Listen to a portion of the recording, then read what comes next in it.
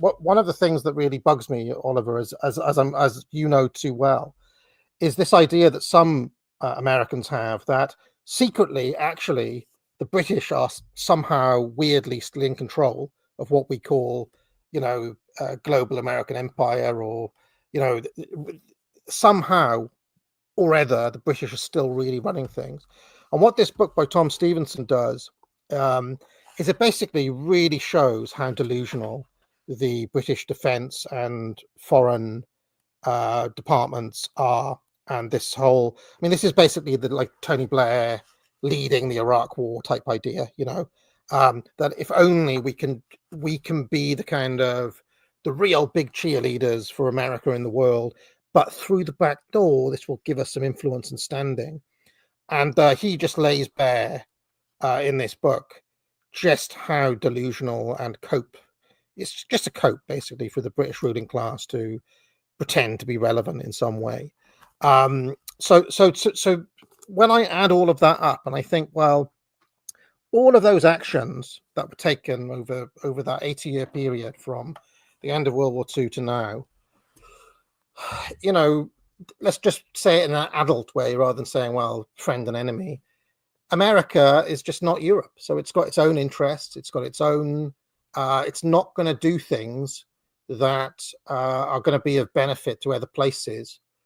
It's going to do things that benefit it, that expand its power, etc. So in a strange way, the idea of America first is kind of, I mean, viewed from one perspective, it's kind of a lie, because America has always been America first, all the way through from Woodrow Wilson to now.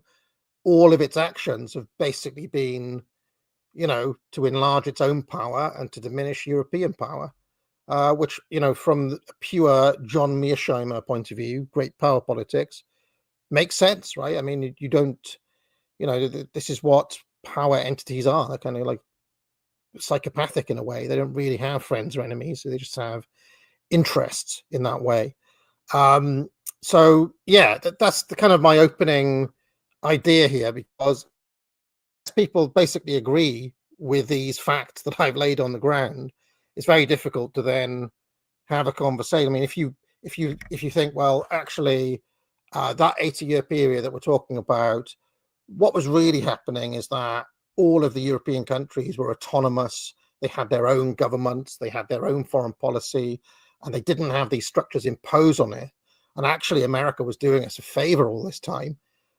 And then it's very difficult to have that conversation because we don't even agree on what the facts are. So that's my kind of opening gambit, as it were.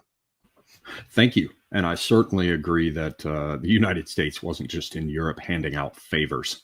And there's much here that we could go into.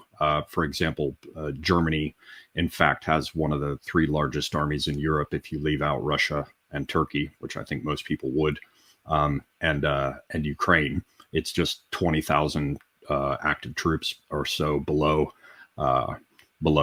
France and Poland, who also have very, very large armies. That's not to say they haven't been occupied. That's not to say that they haven't been the lucky, as it were, recipients of all sorts of psychological warfare and constraint. So I acknowledge that problem. It's also interesting to start the assessment of what happened with the end of World War II instead of looking earlier. You did mention Wilson, but there are all kinds of things going on that would suggest at least as late as the interwar period between World War I and World War II, the situation was not as quite as simple as you would frame it. Basically, the United States lent $4.4 billion to Europe.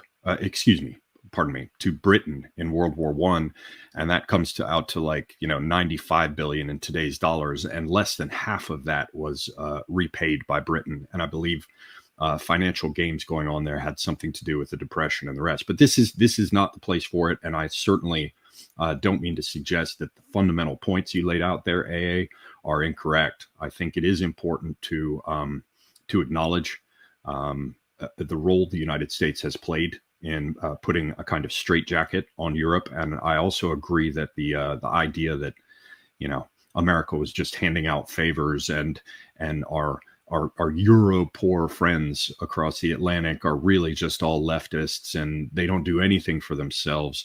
I think that's all nonsense. And so the majority of the points you made there, I think, are very fair. Martin, thank you for waiting so patiently. What are your thoughts, sir? Yeah, thank you for all those very, very interesting expositions about the whole issue. I want to go back to the title of this talk, Is America the Enemy of Europe? I don't think it's the enemy of Europe, as say it's an existential threat that needs to be destroyed and defeated, but definitely it's an adversary of Europe, especially if you really go into the step of a multipolar world where Europe becomes a sovereign actor itself, which it obviously, and I agree with academic agent, isn't at the moment. I think the European elites right now, the old European elites, are maybe in a similar situation as the elites of the Soviet satellite states in 1985, like the GDR, when Gorbachev took power and then started his policy of glasnost and perestroika. Those elites knew that with especially glasnost, which meant less censorship, they would immediately lose their power. And in a way, you've seen an ideological shift in the new Moscow, the center of political power in America and Washington, that also affects the satellite states. And I think they cannot really deal with that. And in a way, just like the GDR, German Democratic Republic, and some other dictatorships hoped for the old Soviet Union to return in order for them to suppress their people longer, some of them obviously hope for the old liberal, benevolent dictatorship of America to return and to come back. And in the last final days of the Soviet Union, there are some conspiracies about that, especially the GDR.